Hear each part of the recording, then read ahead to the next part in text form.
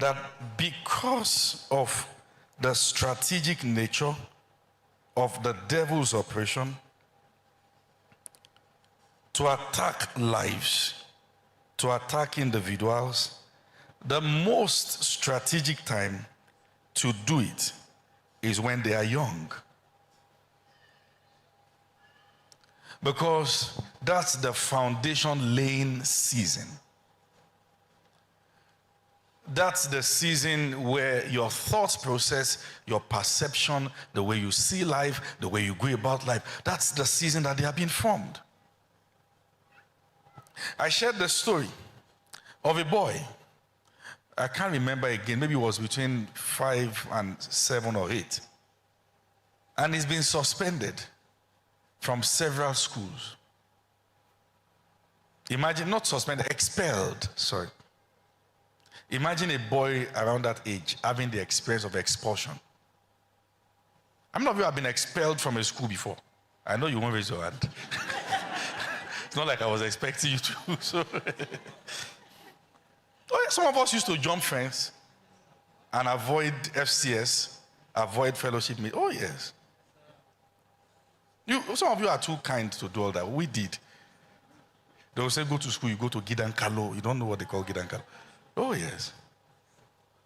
You go to where they are playing PS. Everybody will be sweating like cow. No, it's not even PS. It's Sega. Tudu, tudu, tudu. Tudu, tudu, tudu.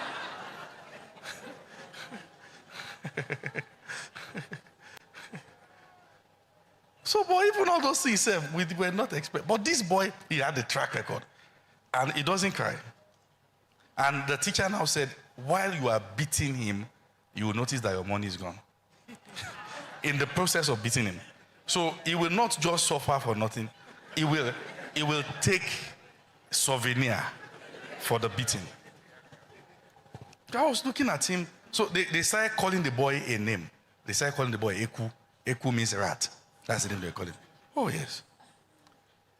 So I got interested in his case and I requested to see his parents. And I went to his house, to their house.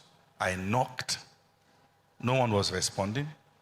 Oh, one of the things the boy used to do was that he used to follow girls to the toilet to touch their genitals. Oh, yes. At that age. Sometimes he will go to the toilet and stay there. And be waiting for a girl to come at that age. So when I went to their house, I got in and I met his 2 eldest brothers were watching pornography on their television screen in their parlor. And the boy was there. Where is the mom? And the dad? They are separated. The dad has followed other women. The mom has a man that they are now trying to get married. But sometimes when the wall is divided like that, the children are left to hang. We've seen cases that necessitate individuals going separate ways for a while. And we've seen cases that necessitate some people having to run. Either ways, plan your children. So that they will not bear the scars of your decisions. Some of you grew up as the one hanging in between. Daddy was busy trying to do his family. Mommy was busy trying to do her family. And sometimes here you are. And sometimes when children are raised like that, they go through things that they can't explain. Many parents don't know 10% of what their children have survived. Unfortunately, even now, some are still too broken to know.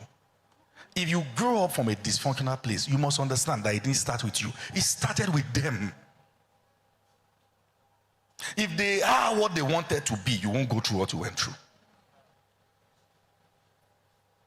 And if you allow yourself to be trapped in pity, in self-pity, and thinking, I don't know how I'm going to do it, it's just me, why have I suffered so much, why always me? You are going to raise children in the midst of that who will also try to explain. What do? Wake up. Now that this thing is facing you, face it. Survive. Don't die in the process. You must tell yourself, I will win. I'm not going to tell stories. I will win. God will help me. He will strengthen me. I will overcome. At the end of the day, my story is not permitted to end. Say it again, my story is not permitted to end until I sing songs of victory. My books are not permitted to be closed until the chapters of victory have been written. My stories are not permitted to end until I sing songs of victory.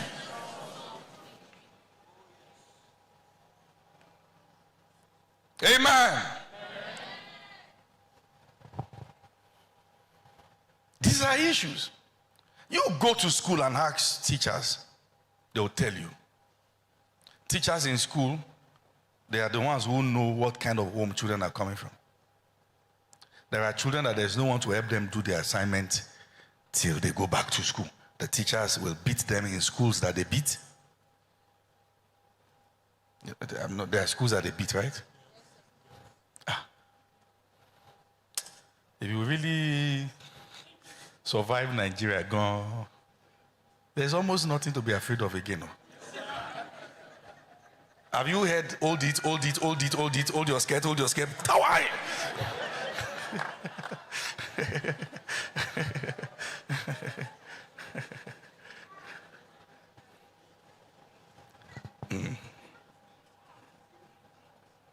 Sometimes you believe that those things are necessary until you get to places in life where you meet colleagues who are even more successful than you, who didn't know that such a lifestyle exists.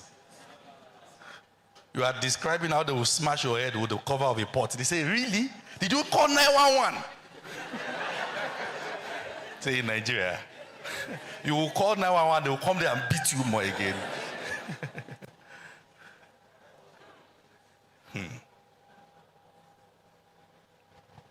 Now when I go online and I see cases that people are reporting and saying, look at how they are abusing this child, look at how they are doing this.